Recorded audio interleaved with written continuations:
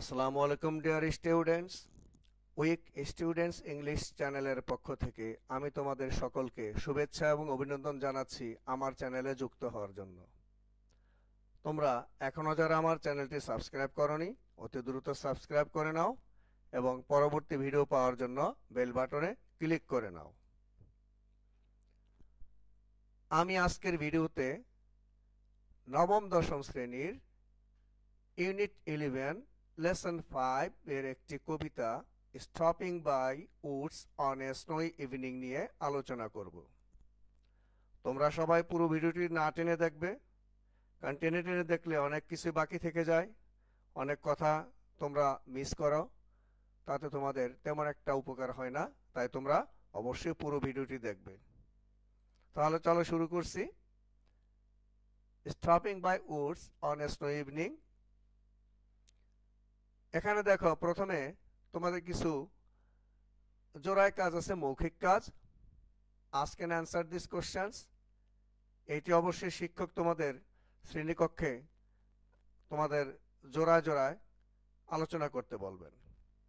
প্রথম প্রশ্নটি দেখো, do you enjoy natural beauty like flowers, trees, woods, hills etcetera? হ্যাঁ, এটির উত্তর তো অবশ্যই এস হবে, কারণ তোমরা এরকম জায়গা অর্থাৎ গাছপালা, বন, পাহাড়, কোনো না কোনো জায়গা তোমরা ভ্রমণ অবশ্যই করেছো। তাহলে অবশ্যই হবে yes, I enjoy natural beauty like flowers, Woods, hills etcetera when I get time. দ্বিতীয় প্রশ্ন, have you ever been to place where you enjoyed such beauty? Yes. Recently, I have visited to one of the hilly places of Bangladesh. It is the Sajek Valley in Rangamati. It was an unforgettable experience where lush green slopes, misty peaks, and cascading waterfall painted a charming landscape. The cool mountain air, the vibrant tribal culture, and the serenity of the surrounding forest created a sense of complete immersion in nature. The clouds seemed to touch the mountain tops, leaving a lasting impression of the beauty of Bangladesh's hilly regions. আমরা এবার কিছু vocabulary দেখব, যাতে করে কবিতাটি বুঝতে সুবিধা হয় তোমাদের। উডস, এটি একটি নাউন যার অর্থ হচ্ছে বন, এবং এটি সিনোনিম হচ্ছে ফরেস্ট। স্নো, স্নো একটি নাউন, এইটির অর্থ হচ্ছে তুষার, এবং যার সিনোনিম আইস অথবা ফ্রস্ট। কোয়ার, এটি একটি অ্যাডজেক্টিভ যার অর্থ হচ্ছে অদ্ভুত, যার সিনোনিম স্ট্রেঞ্জ। তারপরে দেখো রয়েছে ফার্ম হাউস, এইটিও একটি নাউন যার অর্থ হচ্ছে খামার বাড়ি, এবং সিনোনিম গ্রেনারি। ফ্রোজেন, ফ্রোজেন একটি অ্যাডজেক্টিভ যার অর্থ হচ্ছে হিমায়িত, এবং যার সিনোনিম ইনসেপারেবল। হার্নেস, হার্নেস একটি নাউন যার অর্থ হচ্ছে সাজ, যার সিনোনিম ড্রেস।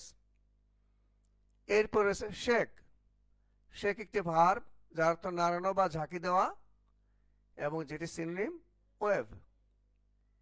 তারপর হচ্ছে মিস্টেক, মিস্টেক একটি নাউন যার অর্থ হচ্ছে ভুল, এটি সিনোনিম হচ্ছে রং।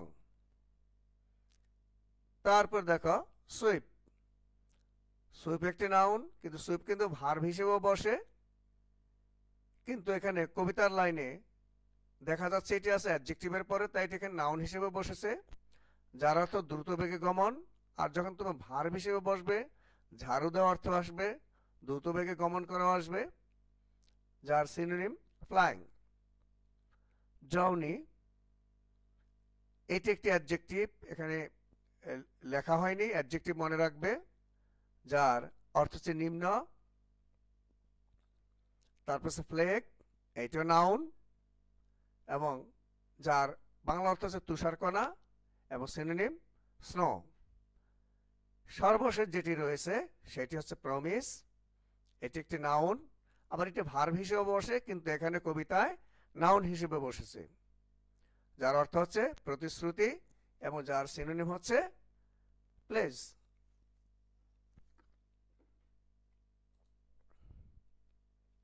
এবার আমরা কবিতাটি দেখব, stopping by woods on a snowy evening. তোমরা আমার পড়াশুনে পড়বে এবং প্রয়োজনে তোমরা যারা নেটিভ যারা রয়েছেন, যেমন যারা আমেরিকান রয়েছেন, লন্ডন ইংল্যান্ডের রয়েছেন, তাদের আবৃত্তি প্রয়োজনে তোমরা ইউটিউব থেকে ডাউনলোড করে শুনবে। Whose woods these are, I think I know. His house is in the village though.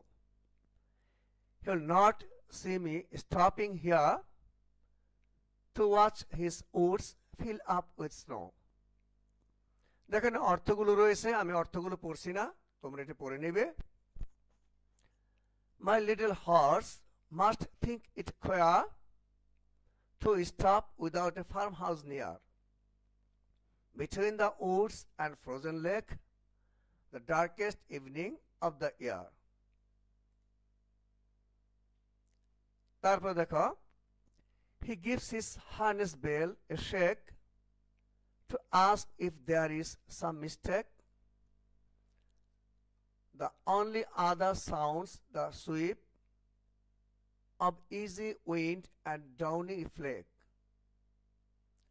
সর্বশেষ যে স্ট্যান্জা রয়েছে দেখো সেটি, the woods are lovely, dark and deep, but I have promises to keep, and miles to go before I sleep, and miles to go before I sleep.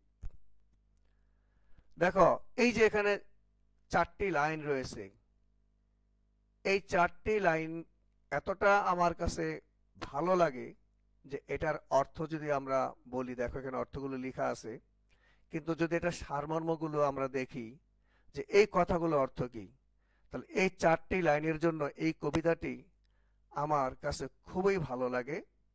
কারণ এখানে আমি একটুখানি বলি, দেখো এখানে বলা হচ্ছে and miles to go before I sleep, and miles to go before I sleep. এটা দ্বারা কি বোঝাচ্ছে, যে সকল শিক্ষার্থীরা তোমরা একটু পড়াশোনা অমনোযোগী, একটু ফাঁকি দেওয়ার মন মানসিকতা রয়েছে, তাদের উদ্দেশ্যে আমি বলছি, দেখো তোমাদেরকে কিন্তু বাবা মা অনেক স্বপ্ন নিয়ে তোমাদের বিদ্যালয়ে পাঠান মানুষের মতো মানুষ হওয়ার জন্য, কিন্তু আমি গ্রামাঞ্চলের টিচার, এখানে আমি দেখি যে একটি ক্লাসে 2-4 জন 5-6 জন শিক্ষার্থী একটু মনোযোগ দিয়ে লেখাপড়া করে, আর অধিকাংশ ছাত্ররাই স্কুল ফাঁকি দেয়, স্কুলে আসে না, এবং তারা অমনোযোগী হিসেবে ক্লাসে আসে।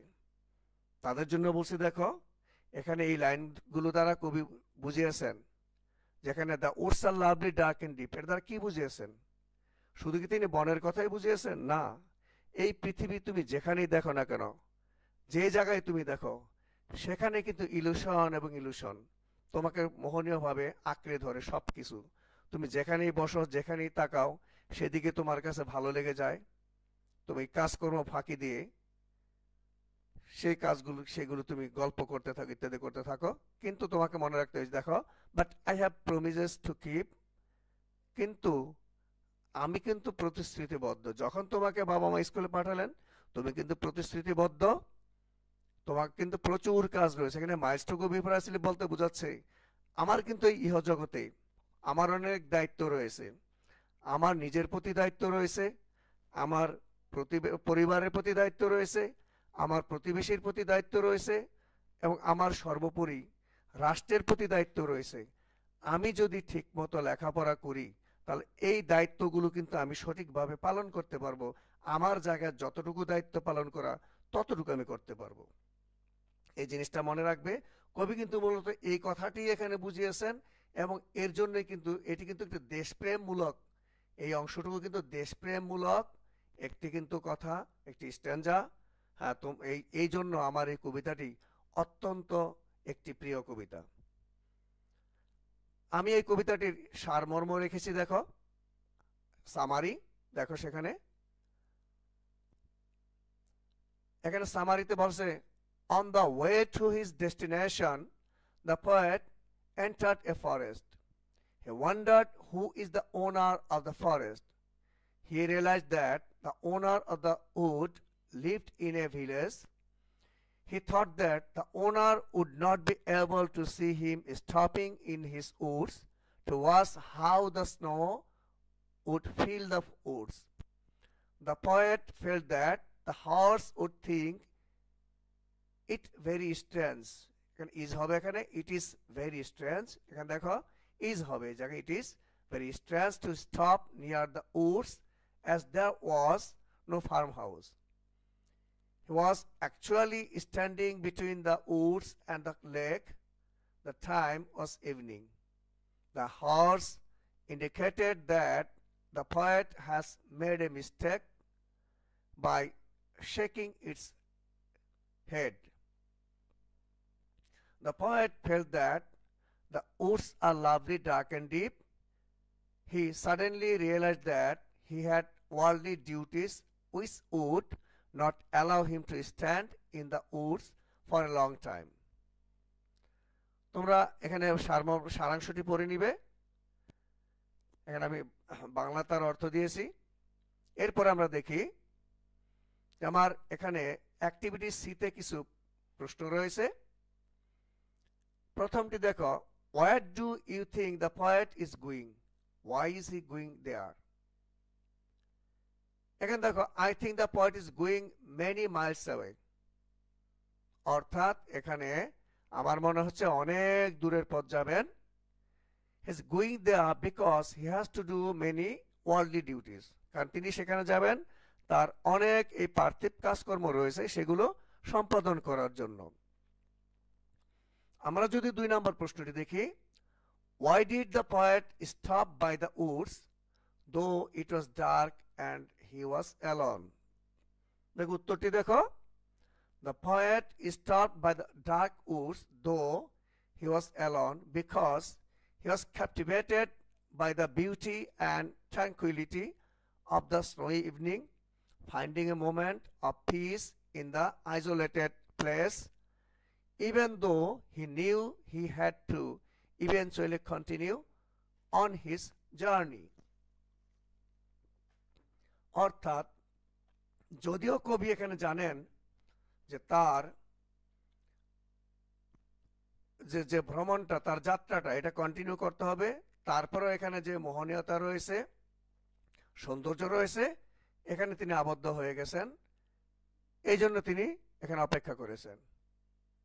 তৃতীয় প্রশ্ন দেখো, guess what promise the poet had to keep before he would sleep. যে তুমি অনুমান করো কবি ঘুমের আগে কি প্রতিশ্রুতি রক্ষা তাকে করতে হবে। When Frost says that he has miles to go before he sleeps, he's saying that he has a lot of living to do before he dies. তার এই যে জীবনে অনেক কাজকর্ম করতে, লিভিং বলতে বুঝিয়েছে তার জীবদ্দশা, তার যে প্রচুর কাজকর্ম করতে হবে এখানে। Frost wants to emphasize the fact that he has a lot of living to do. তার প্রচুর কাজকর্ম রয়ে গেছে। আমরা এবার দেখি 4 নম্বর প্রশ্নটি, write an imaginary dialogue between the poet and the horse. আমি এটি অত্যন্ত ছোট করে দিয়েছি, বেশি বড় করিনি, মূল কথাটা এখানে লিখেছি। দেখো, horse is anything wrong sir, মানে ইমেজের কাল্পনিক, মানে আমরা মনে করি যে ঘোড়া এবং কবির সাথে কি কথা হয়েছে, অর্থাৎ ঘোড়া কবিকে কি বলছেন, কবি ঘোড়াকে কি বলছেন, এই জিনিসটা দেখো যে আমরা কল্পনায় আমরা ভেবে নিচ্ছি। তার তো ঘোড়া তো ইশারা দিয়েছে, সে তার এই মাথা নাড়িয়েছে, অর্থাৎ সে তো আর কথা বলতে পারে না, বোবা প্রাণী, কিন্তু সে কি বলতে পারে সেটা আমরা একটু অনুমান করে সেটা বলি। তাহলে দেখো, Is there anything wrong, sir? Oh, it's okay. না কোনো রং নেই। Let's go, sir. It's evening and very dark. তো ঘোড়া বলতো, স্যার চলুন তাড়াতাড়ি, এটা সন্ধ্যা হয়ে গেছে এবং খুব অন্ধকার। Poet, the place looks very nice. কই বলছেন এই জায়গাটা তো খুব সুন্দর। তাহলে ঘোড়া বলছে, there's no farmhouse where we can stay. Let's go. এখানে তো কোনো খামার বাড়ি নেই যেখানে আমরা অবস্থা থাকতে পারবো রাতে, তাহলে চলুন তাড়াতাড়ি। তার পোয়েট বলছেন, the woods are very lovely, যে এই বনটি খুবই সুন্দর। এখন ঘোড়া বলছে, yes sir, but the wind is bad, কিন্তু ওয়েদার খারাপ। Poet, okay let's go, I have a lot of duties to perform. হ্যাঁ চলো তাহলে, আমার তো প্রচুর কাজ রয়ে গেছে। তাহলে শিক্ষার্থী বন্ধুরা, তোমরা এই কবিতাটি দেখলে কিভাবে আবৃত্তি করা যায়। আমি এখানে একটি ডায়লগ লিখেছি ছোট করে, তোমরা চেষ্টা করবে এটিকে আরেকটু বড় করে লিখার। এখন তোমার কল্পনা অনুসারে আমি যে লিখেছি সেটিই নয়, এবং তোমরা চেষ্টা করবে এটি আমাকে যদি কেউ লিখে থাকো এটি মেসেজ করে পাঠাতে, যে তোমরা সত্যিই কি আমার এই ভিডিও দেখে উপকৃত হচ্ছ কি হচ্ছ না, সেটা আমি একটু জানতে আগ্রহী। আমি দেখবো কে কে আমাকে মেসেজ করে পাঠাও। তাহলে শিক্ষার্থী বন্ধুরা, আমি এই ভিডিওটি এখানে শেষ করছি। ইনশাল্লাহ পরবর্তী ভিডিওতে আবার দেখা হবে।